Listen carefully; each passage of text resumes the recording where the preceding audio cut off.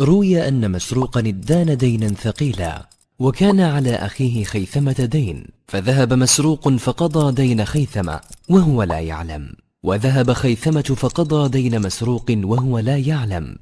إنه الإيثار أعلى منازل الكرم والسخاء، وأسمى مراتب البذل والعطاء، خلق يبعث على المودة والرحمة، ويدل على الصفاء والنقاء. امتدح الله به أصحاب نبيه صلى الله عليه وسلم من الأنصار فقال: والذين تبوأوا الدار والإيمان من قبلهم يحبون من هاجر إليهم ولا يجدون في صدورهم حاجة مما أوتوا ويؤثرون على أنفسهم ولو كان بهم خصاصة.